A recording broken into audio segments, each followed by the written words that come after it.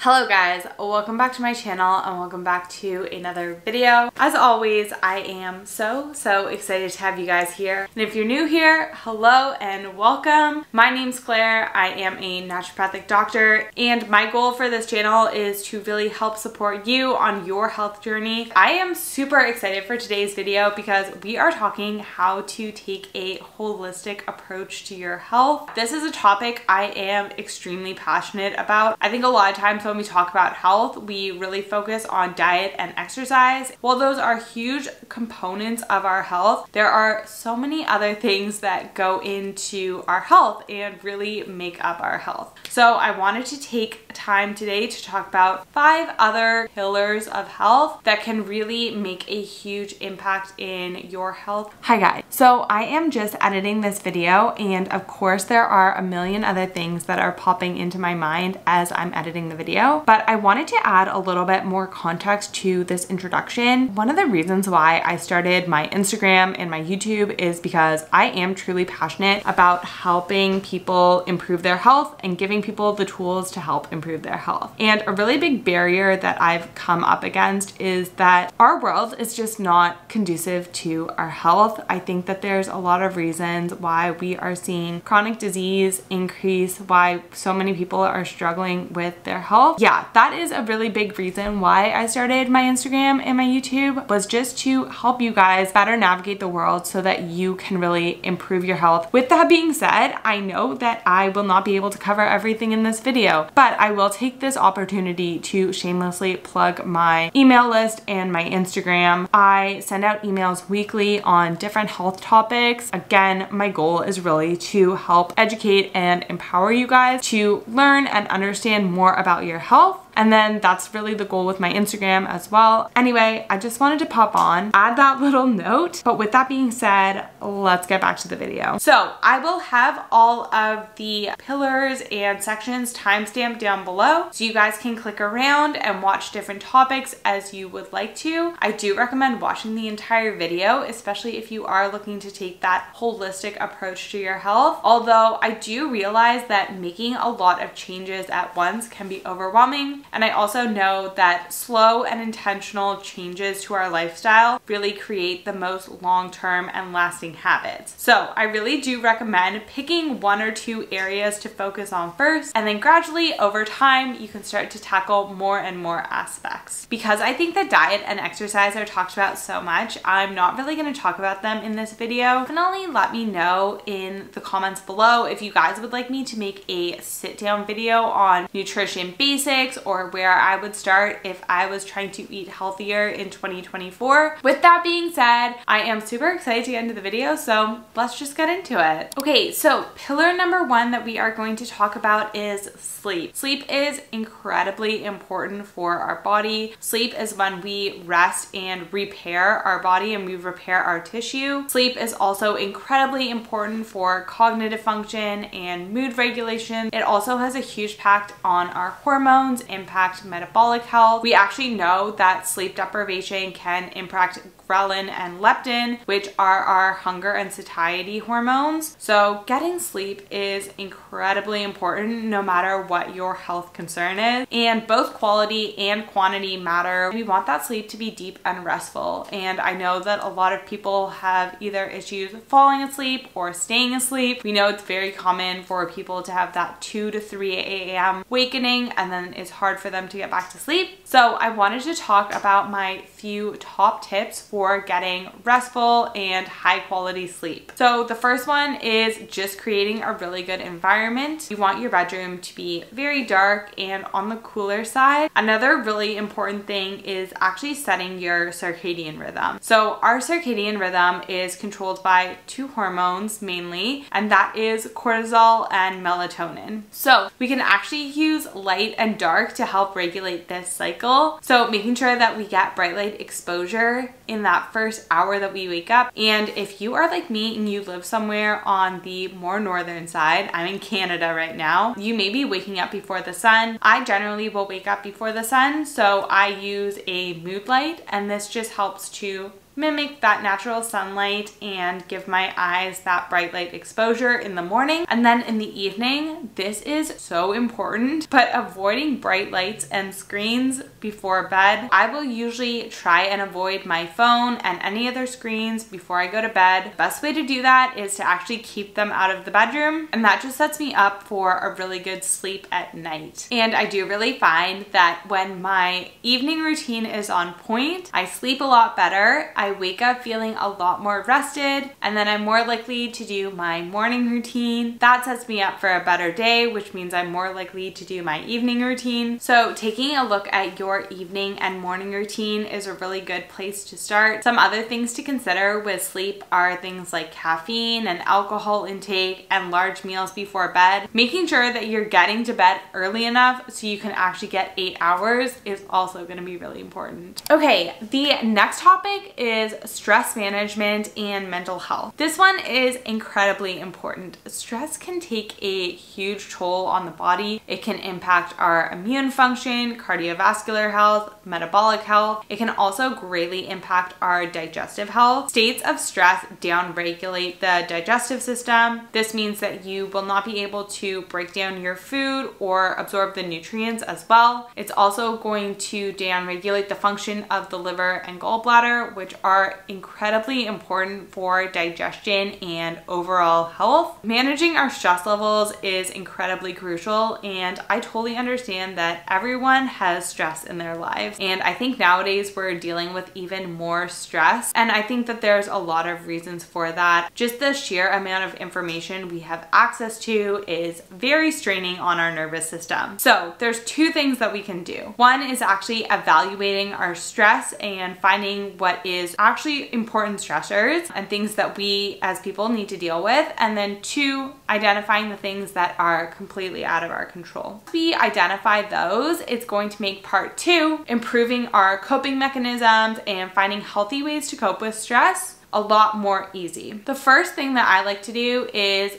on a weekly or semi-weekly basis, I like to take time to write out all of the things that are causing me stress. I think a lot of times we don't even realize all the things that are causing us stress. So it's really important to get them out on paper. This also allows us to evaluate what things are in our control and what things are out of our control. That way we can really focus our mental and emotional energy on the things that are inside our control rather than wasting our time worrying about things that are completely out of our control. So the other thing that is really important is finding healthy coping mechanisms for our stress. And I find that this is really individualized. We are all individuals and we're all different, and it's really important for us to take control over our health and really find the health and wellness practices that work for us as individuals. So I really encourage people to go and do some self-exploration and try and find coping mechanisms, healthy coping mechanisms to help you deal with stress, because stress is never going to disappear from our lives. We are always going to be put in stressful situations. We just have to make sure that we have the tools to process the stress and move it through our body and actually reset our nervous system. So some of the tools that I find work well for people are things like journaling,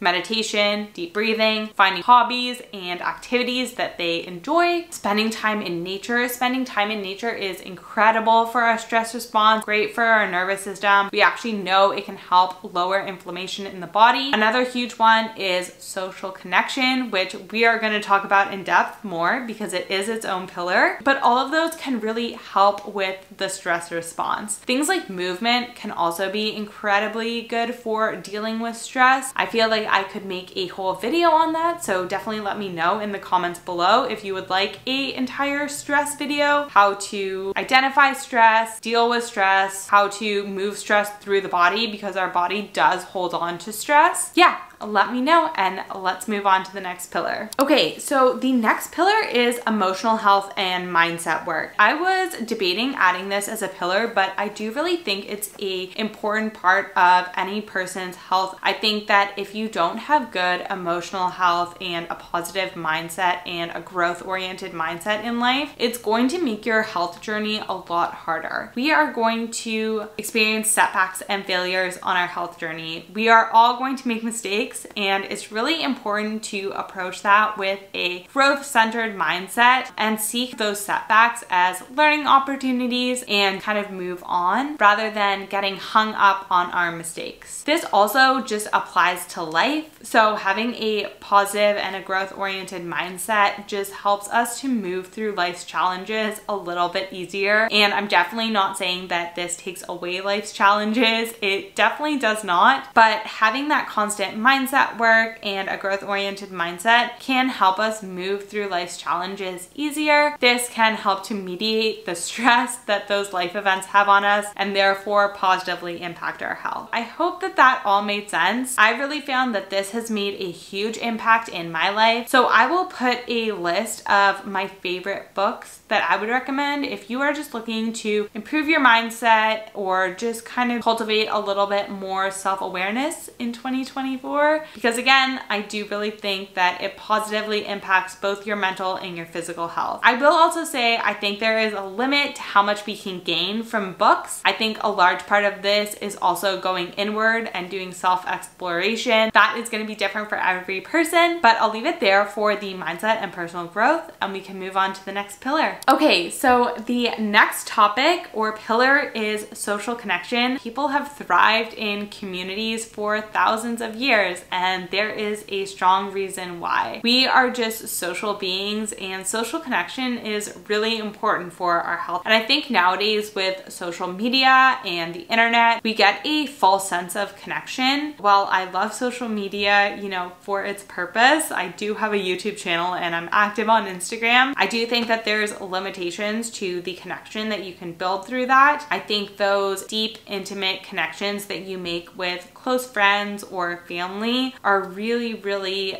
important for your health. And I know that making friends in your 20s can be quite difficult. I remember when I moved back to Canada from the States, I felt like I really had no friends and I kind of had to start from square one. Just having that social support, that connection, and definitely let me know if you want me to make a separate video on social connection, making friends in your 20s, because like I said, I kind of went through that journey, and now being on the other side, I am so glad that I really put myself out there to make friends, because it's really impacted my life in a positive way. Okay, and then the last topic is one that I'm actually super excited to talk about because I think that it is really relevant in our modern world and often gets overlooked in the health and wellness space, and that is lowering our toxin exposure and supporting our natural detoxification pathways. This is a huge topic and probably one that could have its own video. This one is also, I will say, one that can be incredibly overwhelming when you first start to try and transition to a low tox lifestyle. And I will say it's really important to remember that a low tox lifestyle is not the same as a no tox lifestyle. There is absolutely no way we can completely avoid all of the toxins and chemicals in our environment. It is just not possible. The best we can do is minimize our exposure, and then, like I said, work on supporting our natural detoxification pathways, because we have amazing organs that do a great job at naturally detoxifying our body. It's just that in our modern world, a lot of times these organs get overburdened. And like I said, this is something that I know can be really overwhelming. So it's always best to just look at ways that you can start to reduce your exposure. It's also great to just work on replacing things as you use them up or wear them out. That way you're not trying to revamp your entire self-care, home care routine and all of your cleaning products all at once. Doing it slowly is going to be better for the environment, better for your mental health, and better for your wallet. Some really great places to just start looking and evaluating your toxin exposure are in your kitchen, things like cooking appliances, household cleaning products, so surface cleaners, laundry detergent, dish detergent.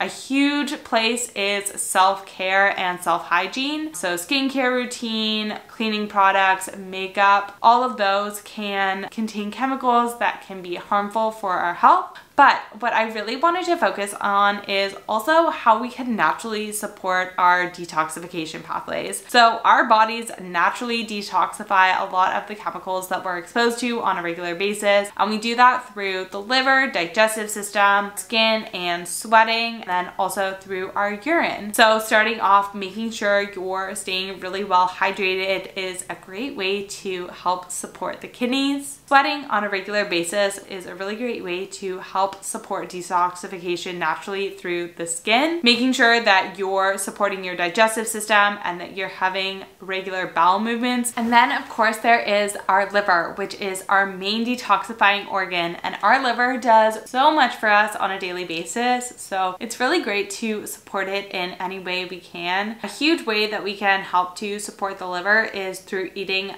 bitter foods. Those are things like dandelion greens, bitter melon, kale. Cruciferous vegetables are also really great for liver function. So things like broccoli, cabbage, bok choy, Brussels sprouts, mustard greens, those are all examples of cruciferous vegetables, and those can be really helpful for the liver as well. There are a lot of herbs that we know that can also help to support liver function. With that being said, I hope that you guys enjoyed the video. I hope you got value out of it. Like I said, it is so important to remember that health is just a journey. We are all going at our own pace, and just to address things and make changes at a pace that feels good and works with your lifestyle. Slow and intentional changes always lead to the most successful and lasting results. So I always say go slow and intentional. And if you guys have any comments or questions, of course, leave them in the comments down below, and I will see you guys in the next video. Bye! Shall I compare to a summer day? Just like the sun, it will never fade. The cool breeze in the shade, my 4 leaves to the blade, right to my mistakes.